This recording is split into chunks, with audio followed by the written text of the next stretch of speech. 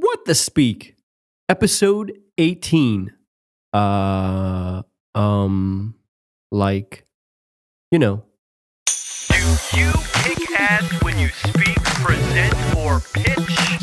If not, these expert discussions and insider tips can help you right now, today.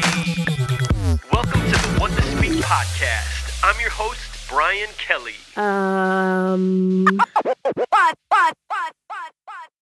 Jay Baer is a New York Times bestselling author, as well as a social media and marketing keynote speaker and consultant. He speaks more than 75 times each year to groups as large as 5,000. He also consults for 30 of the Fortune 500 companies. His blog is ranked as the #1 content marketing blog in the world. Now, one would think with all those accolades that Jay has a huge ego. But the really cool thing that you'll find in this discussion is that he's very humble about his speaking skills and feels like he's got a long way to go and talks through exactly why he feels that way. It's great to see somebody committed to improving their skills continually.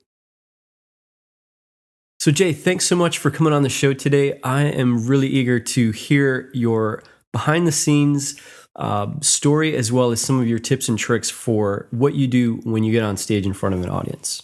You bet, Brian. Thanks very much for having me. I'm fired up to give you the behind-the-scenes tour of all the things that I do. I'm actually here in the home office, so it is truly behind the scenes. It's like music. Let's pull back the curtain. That's right.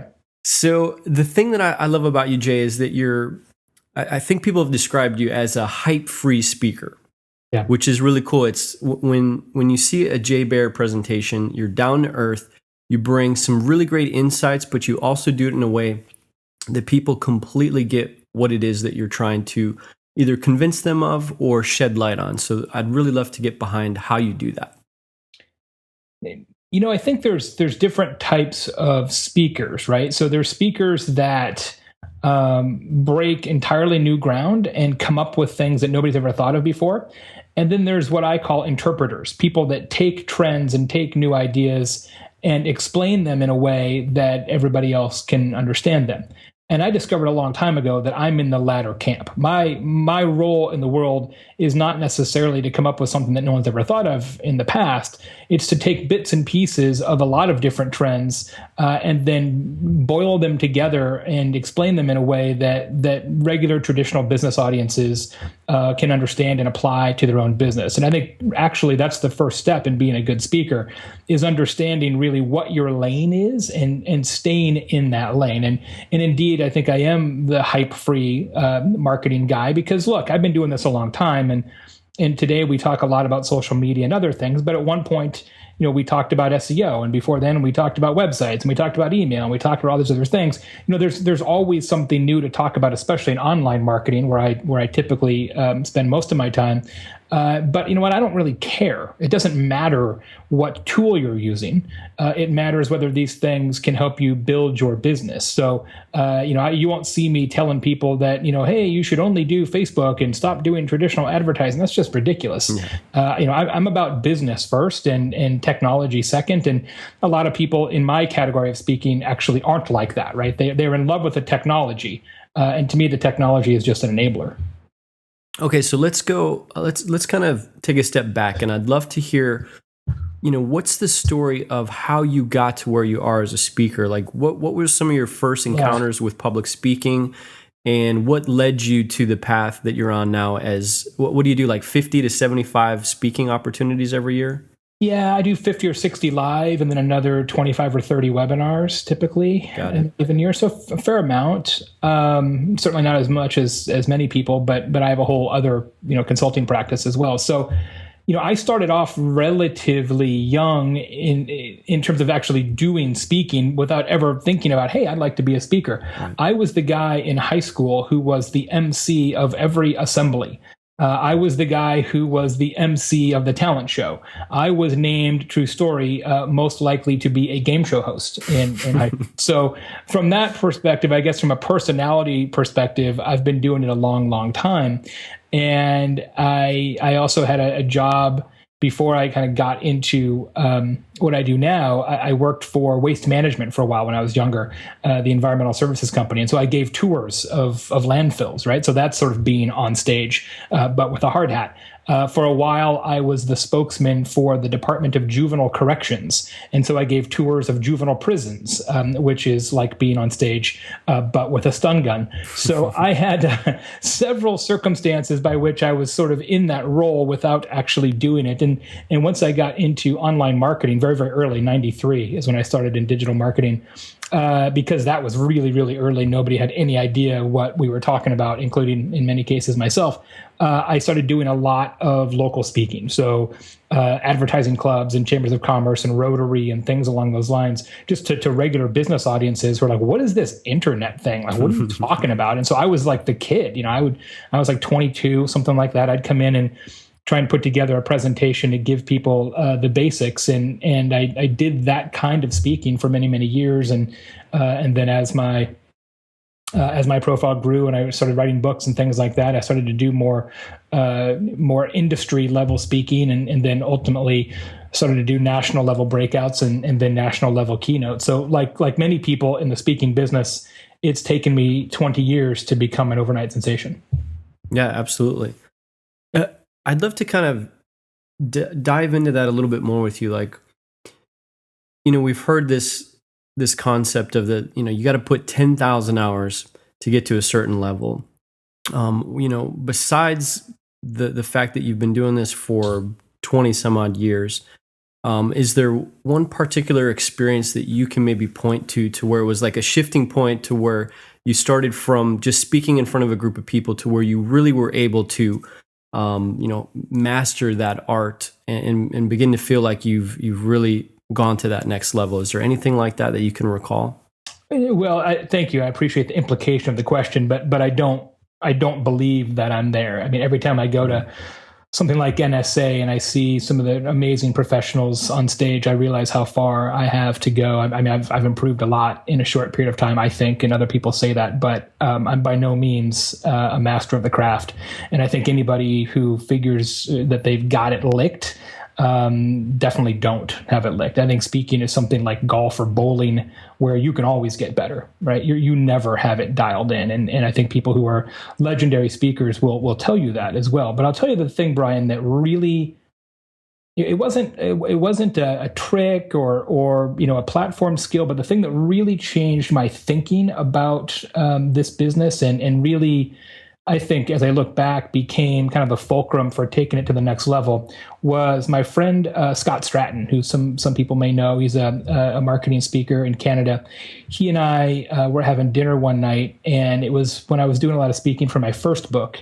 And he said, you got to realize that when you start doing more keynotes, you've got to entertain people first and educate them second. Yep. Right now, you're doing it the other way around. You're leading with information and following with entertainment. He said, you're a funny guy. You need to flip the script on that. And I took that back and really let that sink in and fundamentally redid every presentation that I had based on that principle. And ever since that day, things have accelerated dramatically. That's awesome. Well, thanks for sharing that, and certainly appreciate your humility as well. So what I'd like to do now is talk about what's the process that you go through specifically when you pull together a presentation. So let's start there, and then I'd love to talk about how you customize or tailor your presentation for specific audiences. And let me just say, I don't know whether I do this well or right or manifestly wrong. I can just tell you how I do it, and it seems to work for me, and it may not work for other people. But I literally build presentations and I do a lot of visuals too. So I there's, because of the type of work that I do, marketing and digital marketing, there's a lot of times you want to show that execution, whether it's a website or a tweet or a mobile app. So I have a fair number of examples and visuals in my presentations, although I've done a few recently where I just did straight talking, no visuals, and I really enjoy that kind of work. It's very freeing as a speaker to not have to stick to the script and adhere to the visuals. But 95% of the time when I speak, there's a presentation associated with that visually. And I build those presentations literally from slide one till slide the end. and I do it in order because I want to create it in my mind in the same sequence that people are going to consume that information. There are other speakers that I know who kind of make an outline and then build different sections and build out, pillars of the presentation, and then kind of squish it together and rearrange things and say, no, let's move this from the beginning to the middle, or the middle to the end, or the end to the beginning. I never do that. To me, you're telling a story the same way you would tell a joke, the same way that you would share an anecdote at a party. It's just a 60-minute anecdote. So I structure presentations that way. I sit down and say, okay, how do I open? And then what would be the next logical thing that somebody would need to know to understand this? Well, once they know that, what would be the next logical thing that they would need to know to understand this? And so the feedback that I get is that my presentations flow well, and they have a strong kind of narrative tie to them. But it's because I don't think of it as a collection of slides or a collection of points. I think of it as a story that just has pictures in the middle of the story. For me, it works, but you really have to. And the other thing I should tell you that you might find interesting, Brian, is when I create presentations, I always only do them in one sitting. So I will never create a presentation and say, okay, let me work on this for an hour here, and then I'll work on it for an hour tomorrow, and then I'll do some next week. I will start a presentation, and I will not stop until that presentation is finished. Now, it may not be perfect. I may have to polish it a little bit, but I won't stop until it's done. So I actually have holes in my schedule, which is presentation creation time, where I block off everything else. And if I have to cancel something, I'll cancel it. Because once I'm in that storytelling mode, you kind of get into that sort of Zen moment where it's in your head of what the audience needs to hear next. And when you stop that and you go back to it, you lose that thread a little bit. Yeah. And so I try and set it up where I start, and then if it's 12 hours, it's 12 hours, and then I'm done and it's done. That's a pretty interesting approach. And I'm curious as to how did you come upon that? Was that something that just naturally evolved out of, the experiences that you've had? Did you pick that up from somewhere or somebody? It was, you said it was completely an evolution, because I used to do it other ways, right? I used to do bits and pieces and move them around and kind of Lego them together, as many people do. And I just felt like when I gave a little distance and watched myself on video and things like that, that the narrative arc wasn't consistent enough, right? It needs to be like a movie. And it just wasn't there. And so I said, what's the best way to make sure that theme, that plot, if you will, it really is plotted, right? And what's the best way to make that work? And for me, it's to just start and then stay in the moment. I really recommend that speakers who are working on presentations like that read books on screenwriting. That's really helped me because that teaches that narrative arc and the 3-act structure and things like that good presentations have. I believe screenwriting text should be mandatory reading for all speakers. Well, it's also interesting that you kind of talk through this, because yesterday, as I was kind of preparing for our discussion today, I went back and watched a keynote that you gave earlier this year, and it sucked. It was unbelievable. I couldn't be right. No, it was really good. And it was brutal.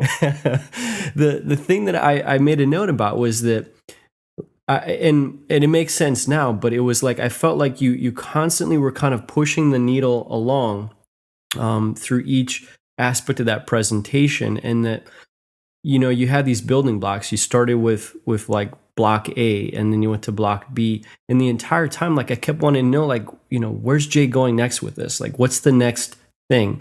So now hearing kind of your approach to that and the logical step sequence is really fascinating. So thanks for sharing. Sure. Yeah. I mean, it's nice to hear that is an approach that maybe not everybody uses. And like I said, I may be completely wrong, but that's how I do it. Well, the thing that's interesting too is that everybody has a different approach. Everybody has a different way to come at something. Yeah. And I don't think there is a right way or a wrong way. For sure. And so that I think being able to at least shed light on your personal approach is something that maybe for other people it might work really well, and for others it might not. Well, exactly. And you've got to, that's one of the great things that I've learned about speaking from other speakers, is that the most important thing is to be true to yourself, because the audience can smell artifice a mile away. If you're trying to act like another speaker, you're trying to adopt a particular platform style or even a particular visual style, you're not comfortable, and therefore they're not comfortable. And it is the quickest way to lose an audience is to not be yourself. And one of the things that people say about my style is that it's educational and informational, but it's natural, right? That it doesn't feel like I'm giving a presentation. Even if it's a presentation I've given 50 times, it still feels like the first time I've given it. And that's because I'm myself up there. I'm not putting on a particular speaker persona when I'm up there. I'm just doing my thing. It's very, very comfortable for me.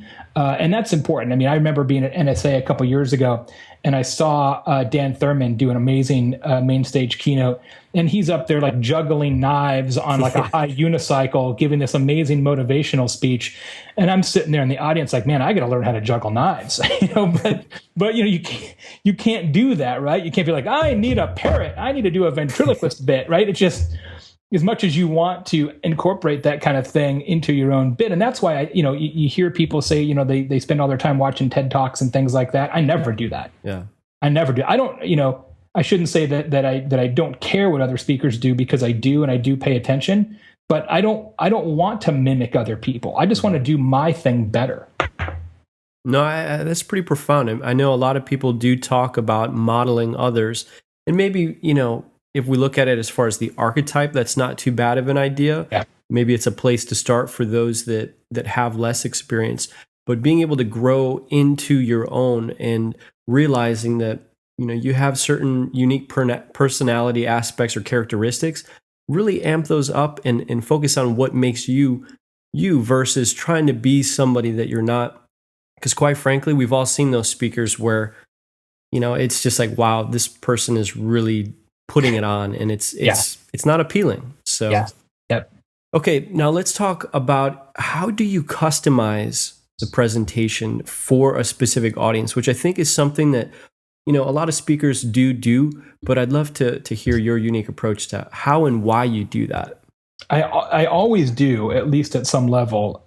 What I try to do, if I can, is, because I have a lot of examples in my presentation just because of the nature of the kind of talks that I give, but I try to always have examples of people who are going to be in the room. So what I do before every talk is I get a list of attendees from the event organizer, and then I go out and look at their websites. I look at their Twitter. I look at their Facebook. I look at their mobile apps. I look at their blogs, all their stuff. Not everybody, because that would take forever, but I take samples, and I find individuals in that audience who are doing the kind of things that I espouse well, and I use them as positive examples in the presentation. No, not exclusively. I use other examples as well, but it makes such an enormous difference when somebody's sitting there and all of a sudden you're like, and Bill from this group is doing it great. And everybody's like, wow, way to go, Bill. That guy's totally psyched. Mm-hmm. And then everybody in the audience is like, wow, this guy really did his homework. He really understands our business. It's much easier to do that, Brian, when you're speaking to a group that is homogenous. It's all people who run credit unions, or it's all people who work for this corporation.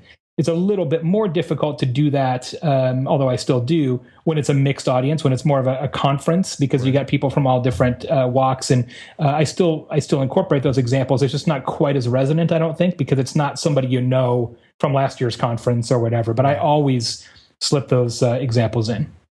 Okay, so we've got just a few minutes left, and I'd love to see if you could share with us, how do you go through like rehearsal? So you talked about how you build out the presentation and that you do it really in almost one setting. Yeah. How do you, go through the rehearsal process for, how are you going to move on stage? How are you going to emphasize this particular point? Is there anything you can share with us related to that? Yeah, I always kind of do it in my head first. Then I do it sort of in the mirror at home second. And then anytime I have new material that's significantly new, what I do is I try it out on my clients. So I've got a lot of corporate consulting clients, and I say, hey, I've got this new thing that I'm working on. Can I do that as a webinar for you? And then I just get them on the phone and I do it as a webinar just so I can get the timing down and the cues and some of the laugh lines and things like that. And then I also have a series of events, mostly regional events, that I do for free. Typically I don't, of course, but I do for free. And that's essentially tryout rooms. So every year I do 3 or 4 events where I work on all new material.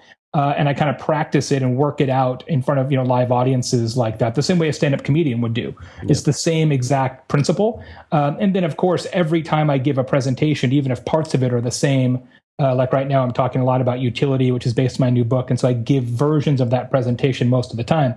every time I give it, not only do I have different examples, but I'm trying different things, right? I'm trying different inflections. I'm trying different, humorous points and trying to make notes of what works and what doesn't work, of course. The one thing I do need to be better at, and you mentioned at the beginning of your question, is physical space, because you get a lot of weird rooms with the slides in strange places and a lot of those kind of things. And I need to do a better job of thinking through that in advance and coming in early and working that out. I've got a long way to go on that. That's my next big goal, is to work with a couple of coaches on body language and arm positioning and turning to the slides and lighting, just some of those finer points of stage presence. That's the next big thing I'm working on. Great. Well, it's good to hear that you do. In fact, I just recently did an interview with Mitch Joel, and he was talking about how, don't do your audition live. Like, don't think that you can get up in front of that important audience and do your material for the first time, that you've got to do it in small little ways leading up to that particular opportunity. And, the last thing you want to do is go from, rehearsing in your office to immediately going on stage. And, I think a lot of people, especially those that are just getting started in figuring out this whole speaking they're doing their thing. Slides in the plane. They're literally doing their slides in the plane. When's your talk? In the morning. Yep. Okay, good luck with that, man. I mean, even if you're really talented, the best you're going to be is good in that circumstance. You'll never be better than good. Absolutely. All right. Well, I want to sneak in one last question real quick. Sure. Can you tell us what type of impact has speaking had on your business?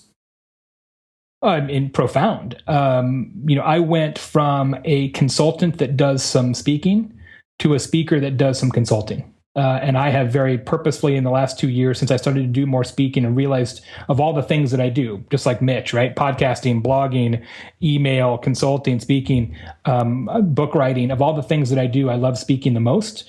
And so I've made a lot of changes in my life and in my business so that I'm still going to be doing this when I'm 60. This will be my legacy. This is my career. Excellent. Well, Jay, much, much appreciated. I thank you for your time and for kind of sharing your personal approach. So thank you. Oh, my pleasure. It was a real delight. I love what you're doing, and I'm always hungry to hear what other people are up to out there. Thanks so much. Great. Well, thank you. If you liked what today's guest had to share in our discussion, you may want to grab an audio copy of their latest book for free by going to WTSaudiobook.com. That's WTSaudiobook.com. All right, here we go with the outro. Thanks so much for joining us today on What to Speak. Be sure to visit whattospeak.com for show notes on every episode and to sign up for our email list to stay updated on resources that'll help you kick ass when you speak, present, or pitch.